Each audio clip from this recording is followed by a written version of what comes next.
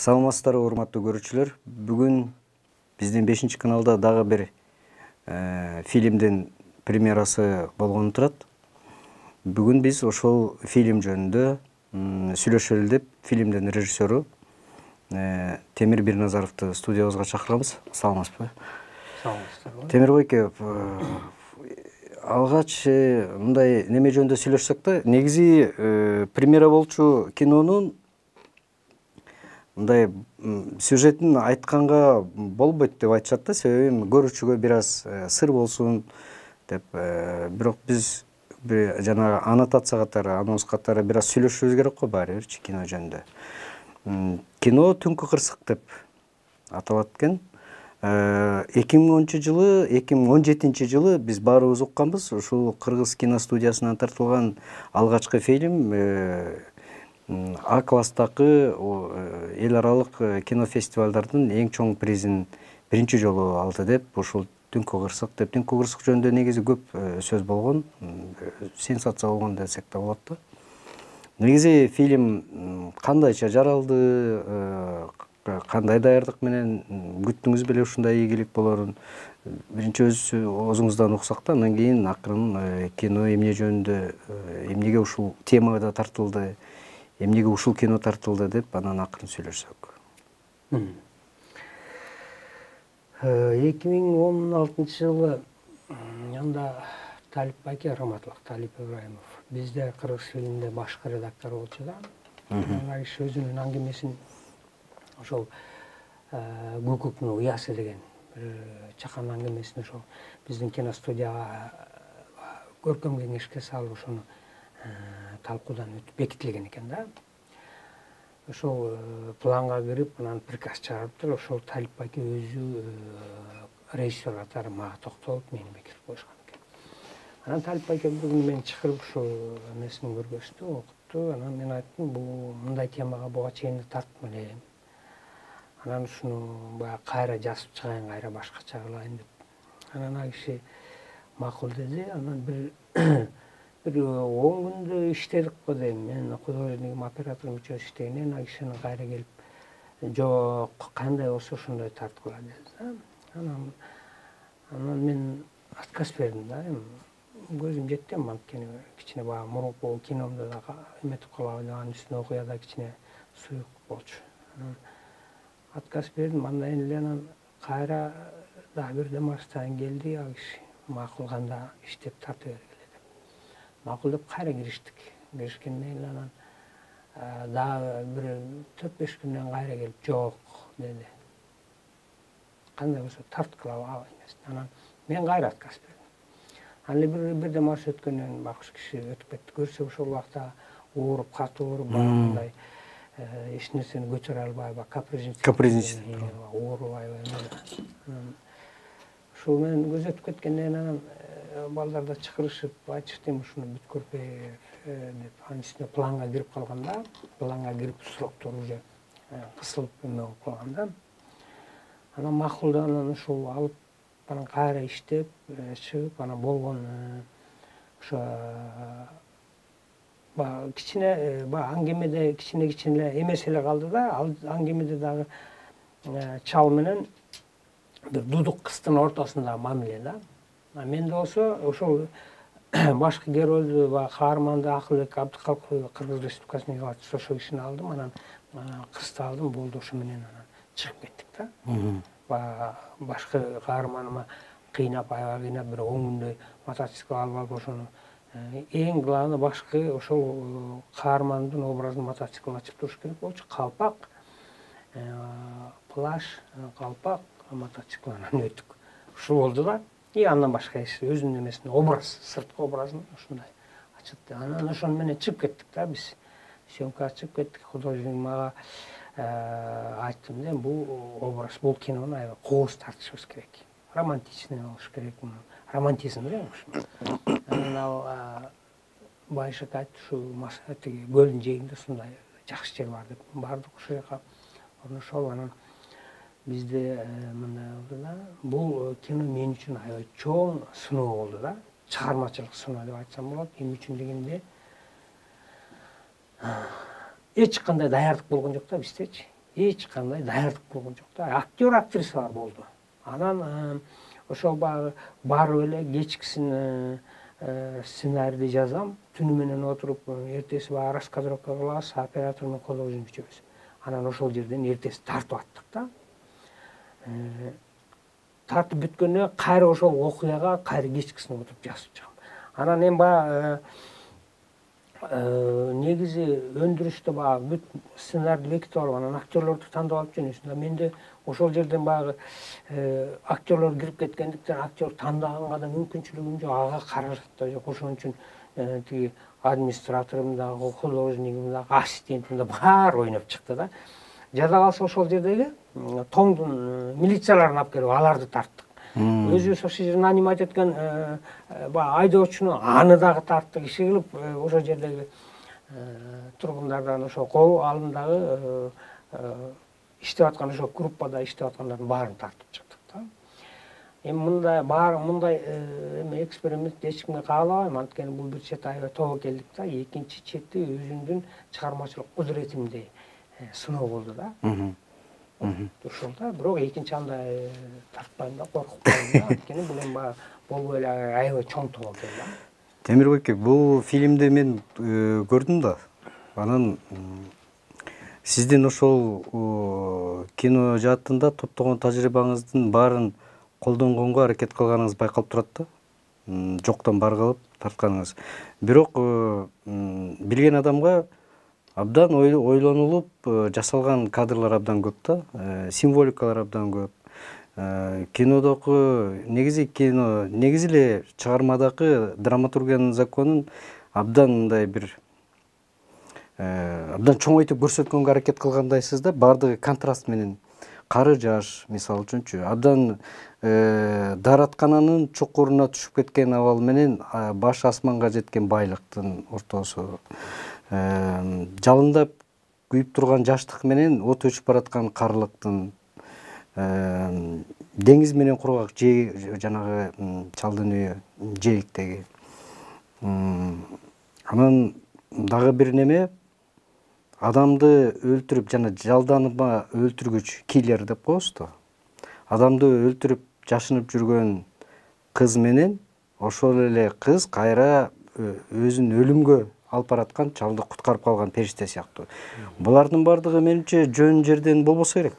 Сиз мындай карама каршылыктарды кагыштыруунун контрастты издедиңизби, же бул атайлап жасалган жумуш болдубу, же бул ушундай чыгып калдыбы? Жок, эми мындай да, жашоодо биз бир нерсени айтып берип атканда дайыма ошол оюбузду жеткире турган сөз издейбиз, туурабы?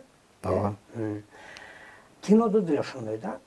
Жөн эле кадр болбойт да. Сөзсүз ошол издейсиң, ошол оюңду жеткире турган визуальный бир эмени издейсиң да, же бир кичинекей окуяны, же бир образды издейсиң да. Ошол оюңду кантип жеткирет депчи. Ошол оюңду жеткириш үчүн, мисалы, мен кинодо өзүм чыгармамда да, мисалы, жашоодо мындай деген сөз бар го, сулуулук дүйнөнү сактап калат дейт. Меники ошого карама каршы да. Мен көп айтам да, бул мындай дүйнөнүн сулуулугу эмес, дүйнөнү Сүйүү сактап. Жок, доброта да, тазалык, доброта сактап калат да. Мисалы, биздин чалыбыз, ошол чал сулуу эмес, туурабы? Бирок ички жан дүйнөсү сулуу да. Мен айтар элем да, мындай кинодо дүйнөнү доброта, анан тазалык сактап калат депчи. Сулуулук эмес. Сулуу кишилер көп, бирок мындай эме да, ташбоор, сулуу бирок ташбоор мыкач адамдар көп да, туурабы? Ошон үчүн мен айтар элем да, дүйнөнү сактап кала турган бул боорукерлик, кайрымдуулук, тазалык депчи. Менин каарманым дагы ошондой да. Ал сыртынан баягы мындай аябай комсоо көрүнөт, орой көрүнөт, баскан турган орой. Сөгүнүп сагынат, кыйкырып өкүрөт, арак ичет. Бирок ошол кишинин сиз айткан мындай добротасын, боорукерлигин ошол кызды жолуктургандан кийин чыгып атпайбы? Ага чейин мындай да, бир адамдардын акмактыгын же мындай адамкерчиликтүүсүн ачыш үчүн бир ситуация керек, туурабы? Биз билбейбиз, пока бир мындай курч ситуация болгон адамдын ким экенин билбейбиз да. Бир ситуация болуп кеткенде, мисалы галстук таанып кычырап турган мындай аябай укмуштуудай цитаталарды сүйлөп турган адам акмак болуп чыга келет, туурабы? Мисалы сууга бирөө чөгүп баратса, ошол жерде тиги галстук тагып укмуштуудай нерселер сүйлөп аткан эме дыр коюп качып кетиши мүмкүн. А жерде сөгүнүп оонап жаткан эме сууга секирип түшүшү мүмкүн, туурабы? Туура. Ошон үчүн дайыма адамдын ким экенин, кандай адам экенин ачыш үчүн андай ошондой ситуациялар керек да. Мисалы сен айтып атпайсыңбы жанагы ага чейин билинген эмес, туп-туура ага чейин билинген эмес, сөгүнүп, сагынып, арак ичип, тияка сөгүнүп, бияка сөгүнүп, аялы кетип, балдары кетип жүргөн. Бирок жанагындай аварияда, түнкү кырсык деген ошол да, ошол чалдын ачылышына, бурулушуна, как раз ошол бурулуш жерден болот атпайбы кырсык? Анан кийинки фильмимде, азыркы киномдо ошондой. Адам кайсыл убакта сакталып калат өзүн өзүчү. Адам катары бул жашоодо биздечи байлык менен бийлик адамды тескери жакка алып кетет да.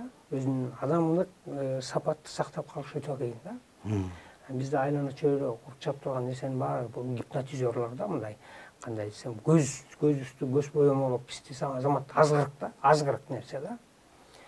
Анан бирок ошол азгырыкка алдырбаган адамдарды биз айтабыз, чыныгы адам экен бул депчи, жакшы адам экен деп. Ошол азгырык алган адамдар аябай галстук тагынып алып ушундай эмелерге жетиш үчүнчү, мисалы мына азыр мына депутаттарыбызчы аябай көп нерсени обещать этип атпайбы? Ой, силерди жыргатабыз. Барганда тиги депутат эле болсок бүттү. Анан шайлап алып 5 жыл көчүбүздү көк ташка коюп алып эле каргап шилеп отуруп калып атпайбыз. Ит экен булардын, чимкирик экен, анан какырык экен деп түшүрө албайчы. Мисалы элестет, ошо депутат 10 миң сом же 15 миң сом айлык аласыңар. Кол тиги эстиктти алып коебуз. Тиги бүт льготанын баарын алып коебуз. Анан 1 жылда бирден отчет бересиңер. Мыйзам чыгарбасаңар кетесиңер десек, эртең эч ким барбайт да. Туурабы? Ошон үчүн ар бир нерсенин мындай ситуация, адамдын кандай экенин билиш үчүн ушундай бир курч ситуациялар болот да. Туурабы? Бул ошол киномдо деле ошол да, түнкү аварияда ошол жөнөкөй адамдын ошол баягы сүйө билгендиги. Бизде ойлойт да, адамдар мындай ойлойбуз, кыздар көпчүлүгү, жигиттер деле сулуу жигит болсо эле ушул аябай сүйөт деп анын аркасынан чуркап алат да. Анан 1 жылдан эле кайра кача албай эле, ажыраша албай экөө эки жакка дыргаяктап чуркап жүрүшөт. Качып түшпөйбү. Туурабы? Туура. Ошон үчүн адамдын, бизде тилекке каршы адамдын кандай адам экенин көп байкабай калабыз да. Биз сыртынан көбүрөөк көңүл буруп, негизи эле жашоого сыртынан көңүл бурулган, көбүрөөк көңүл бурган убакта жашап атат окшойбуз да. Анан тилекке каршы мындай да кечирип коебуз. Bizde azırkı zamandaçı adam başkalarına jagıp же бийликке жетиш үчүн эмнелерди гана кылбайт, туурабы? Мисалы Калифорниядан окуп келет, Ленинграддан окуп келет, Москвадан окуп келет. Анан бирок ошонун баарына эл ишенип алат. Билимдүү экен депчи. Ал билимдүү бирок акмак да. Адамдык эмеси сапаты өтө төмөн да. Ошонун баарына алданып атабыз да. Туура. Кычырап галстук тагынат, ушундай билимди айтат, космосту айтат, тияк биякты айтат, ушунун баарын сүйлөйт. Бирок адамдык эмеси мындай сапаты өтө төмөн да. Ага караганда эч билими жок, 7-класс, 6-класс билими бар адамдар, адам терчилиги мындай баа жеткис адамдар бар да. Мен муну айтып кетейинчи. Баткенде бир Сулайман ата деген карыя бар эле да, быйыл көз өтүп кетти, бир акш киши. 80ден ашкан киши. Болуп ошо акчасын жыйнап, Меккеге барам деп, анан ошол акчасына согушта каза болгондорго эстелик тургузган.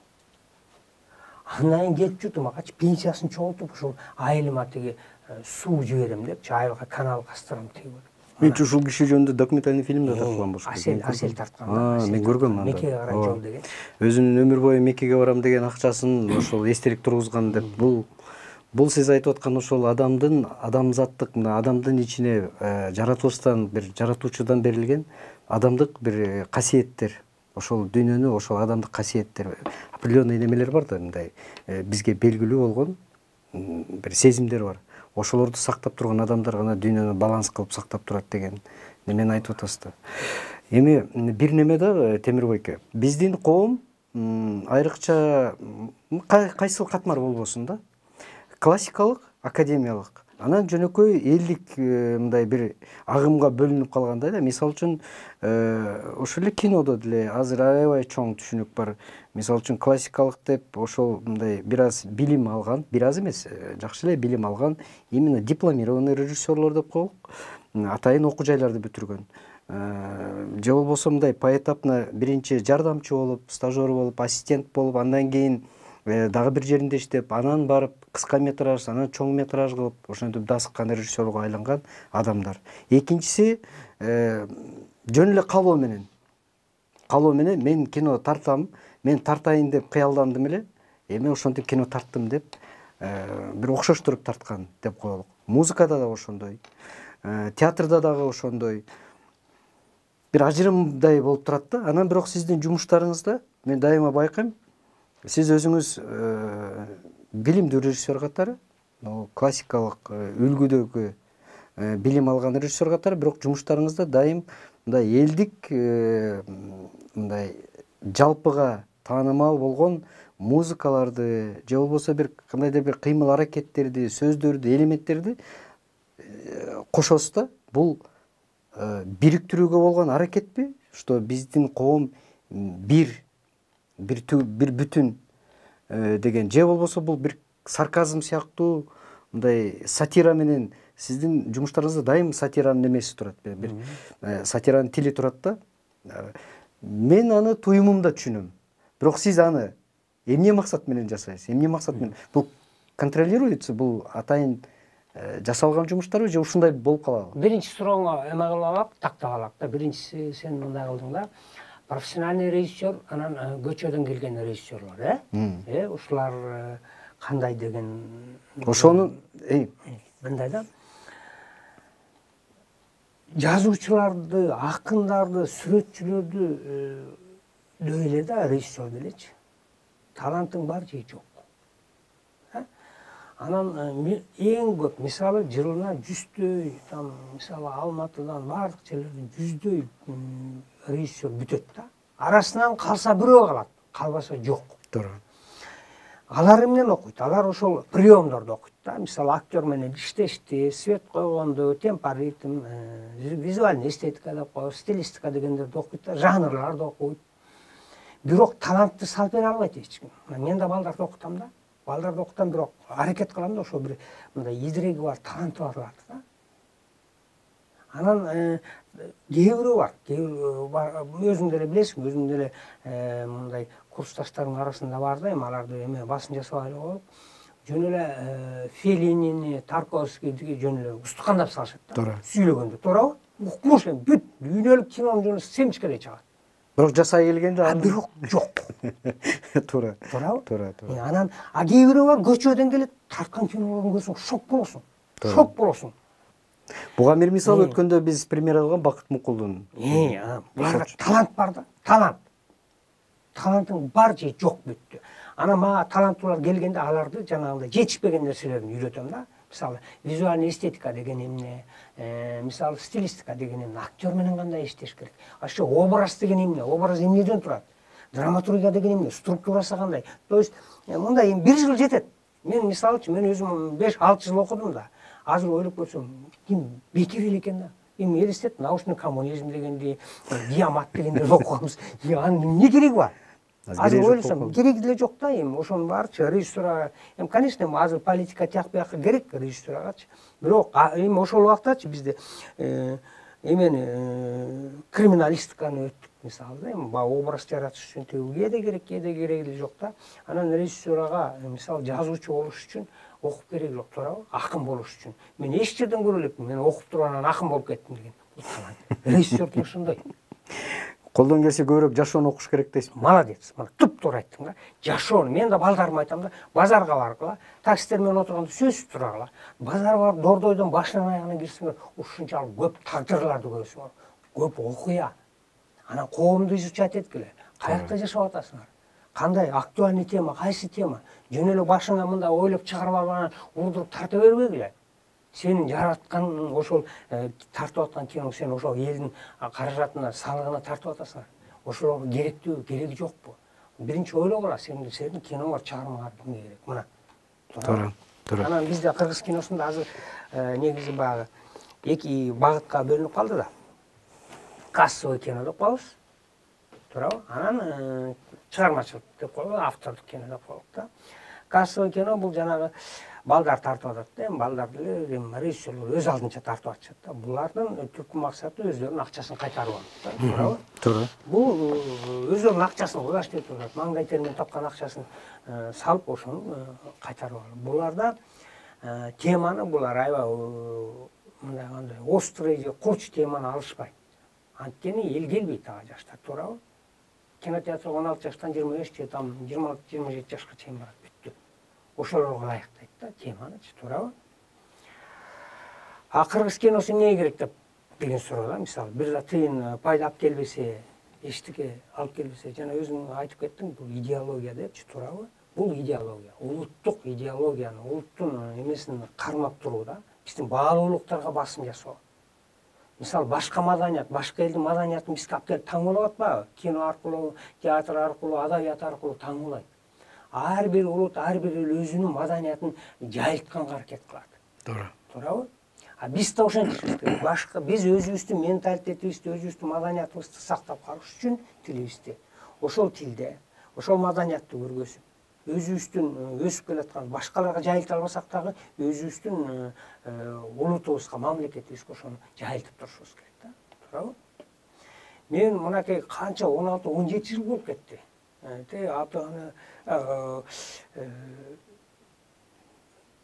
Нурулуу Досбол мырза мамлекеттик секретарь болуп калганда бизди кабыл алды. Кино кызматкерлерин кабыл алганда. Ошондо мен бир эмени көтөрүп чыктым эле да.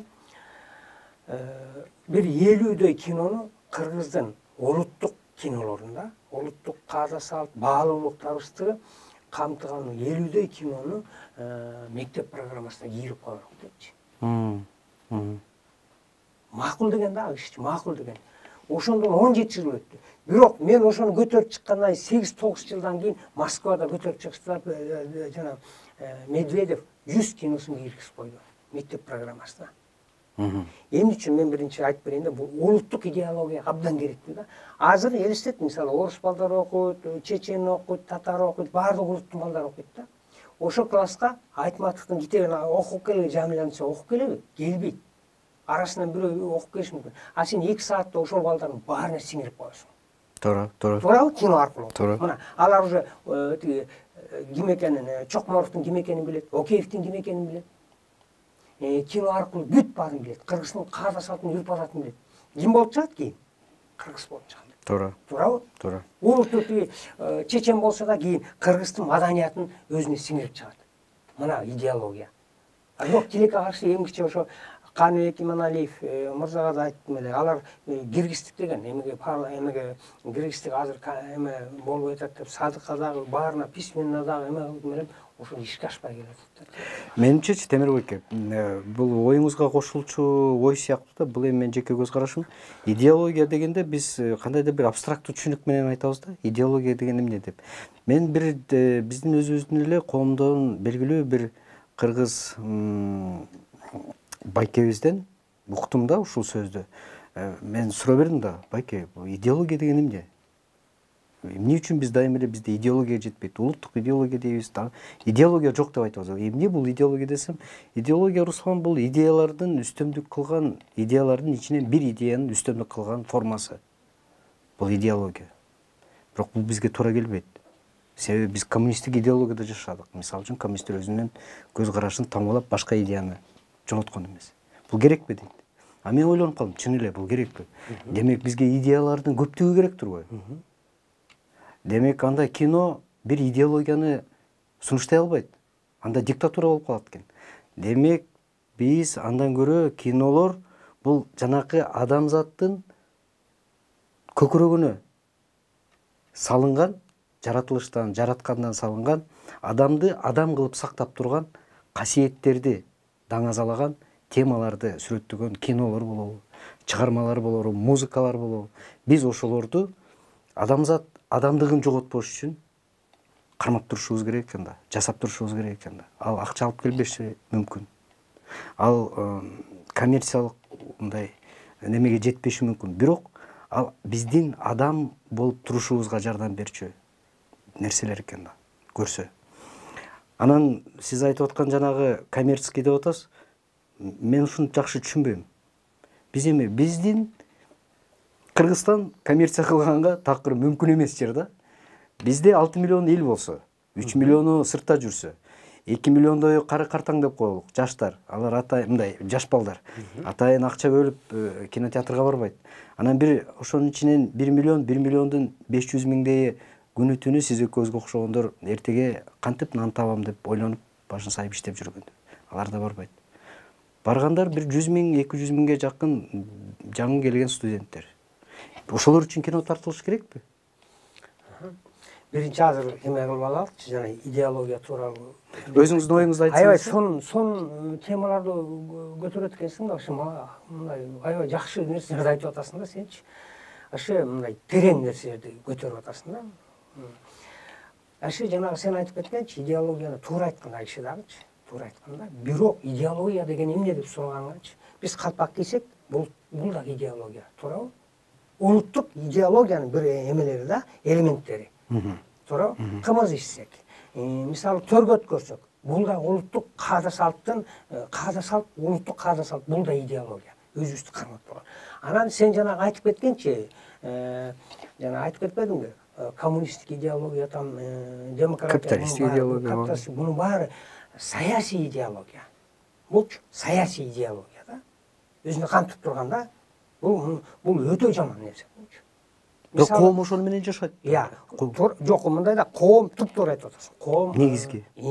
Анан мисалы антип отурсак, анархия тоже идеология. Правильно? Туурабы? Анархия деген дагы идеология болот да. Бул башалама деген. Бул да өзүнчө идеология. Ошон үчүн бизде мындай адаштырып албайлык да, аралаштырып албайлык да. Улуттук идеология деген эмне? Улуттун идеологиясы өзүн сактоо да. Өзүбүздүн бул эми мындай бир өзгөчөлүгүбүздү туу көтөрсөк, анда бул мындай фашизмге айланып кетет да. Мисалычы, улуу Кыргызстан же болбосо улуу кыргызбыз бизден тиги деген, мунун баары фашизмге айланып кетиши мүмкүн. Өзгөчөлүк. Туура.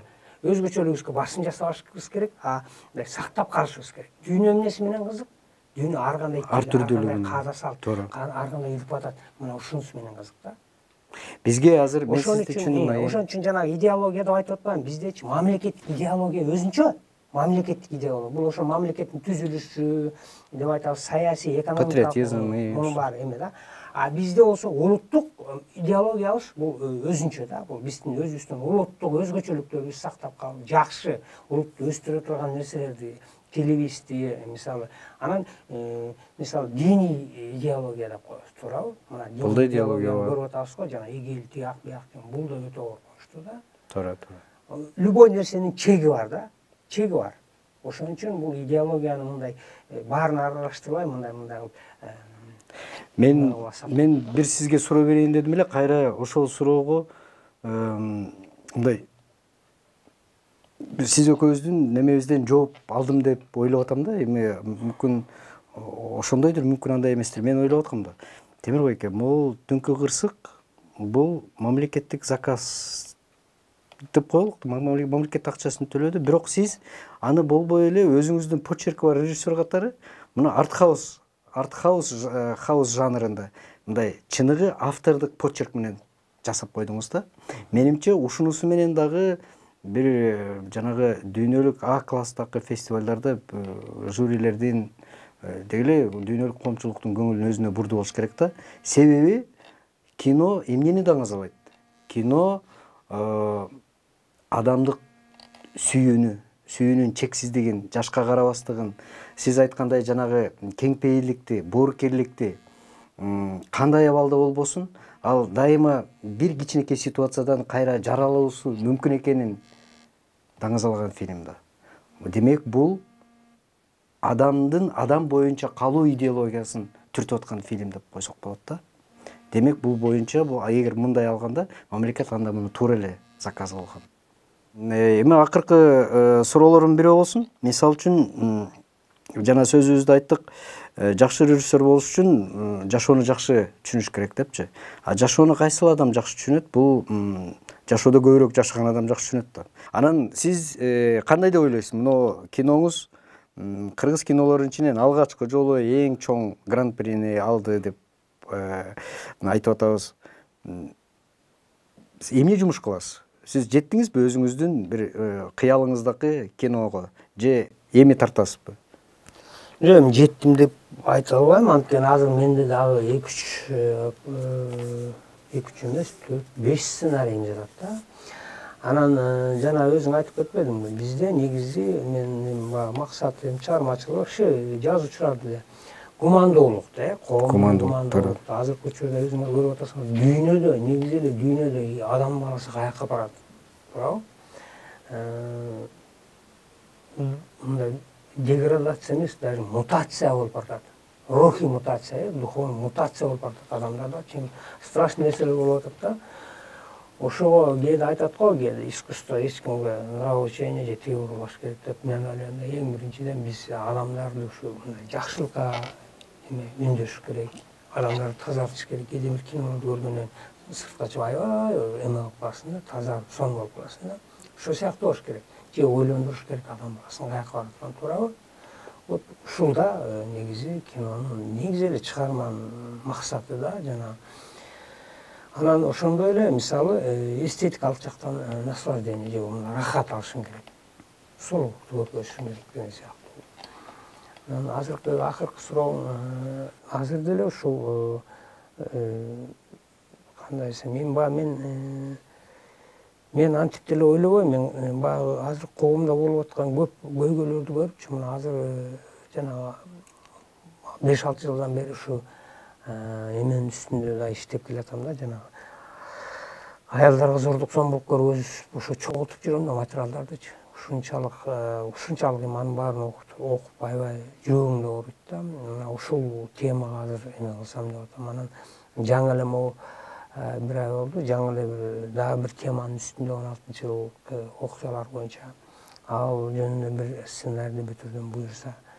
Вот ошону эме кылып атам да. Негизи эле менин темаларым көбүнчө адамдардын ичиндеки нерселер да. Мына коронавирус деп ага да азыр жаңы бир сценарий отурайын деп атам. Адамдарды мисалы жана айтпадым, бир ситуация адамдардын ким экенин жүздөрүн ачат деген сыяктуучу. Мына коронавируста үйүбүзгө отуруп калдык элек. Коронавирус бүткөндөн Кытайда далайлар ажырашып кетти да бири-бири мененчи. Көрсө билбей жүрүптүр, бири-бирин тааныбай жүрүптүр да. Туурабы? Туура. Анан бизде деле ошондой окуя. Тамаша иретинде айтып жүрүшпөдүм. Менин аялым жакшы эле киш турбайбы же менин күйөөм жакшы эле киш турбайбы деп. Эми бул сарказм немесинде айтылган, бирок чындыгында ошондой болуп калды да. Темирбек, эми бизге бөлүнгөн убакыт мындай кызыктуу маекте билинбей өтүп кетет экен, 30 минут. Биздин бүгүнкү маегибиздин негизги максаты ошол биз көрчү, биздин маегибизден кийинки көрчү Түнкү кырсык фильминин алдын ала ошол кинону көрөрдөн алдын көрүүчүгө бир аз болсо дагы мындай маалымат берүү болчу да. Эми чыгарманын жакшы жагы бул ар бир көрүүчү өзүнүн деңгээлинде, өзүнүн мындай орусча айтканда состояниясында кабыл алат фильмди. Кимдир бирөө бул фильмде сүйүп калган чалды көрөр. Кимдир бирөө бул фильмде жанагы боорукерлиги ойгонгон кишини көрөр. Кимдир бирөө бул кинодо сүйүү эмес жүзүңөн, сүйүү деген сүзүп өтүү деңизден деген бир ушундай сөздөр бар эмес беле? Ушул сүйүүнүн чексиздигин, сүйүүнүн түбү жок, жери көрүнбөгөн деңиз сыяктуу сезим экенин, түбөлүктүү теманы көрөр. Урматтуу көрүүчүлөр, биз сиздерге абдан сунуштайт элек. Негизи эле акыркы убакта коомдо деги эле дүйнөлүк болобу, жергиликтүү болобу, жакшы бир чыгармаларды кезиктирүү бир аз оорураак болуп калды. Себеби биз ушундай убакта жашап атабыз. Көбүрөөк биз сырткы көрүнүшкө, сырткы сулуулукка көңүл буруп. Биз азыр алдыда көрсөтчү чыгарма, кино бул адамдын ички жан дүйнөсүнө саякат жасаган бир жакшы чыгарма деп ойлойм. Ошон үчүн сиздер менен бул кинону чогуу көрөлүк. Сизге болсо Темирбай аке чоң рахмат. Ишиңиздерге ийгилик. Сизден дагы айтчу ойлоруңуз, көрсөтчү кинолоруңуз көп болуш керек. Биз болсо аны чыдамсыздык менен күтөбүз. Силерге да рахмат.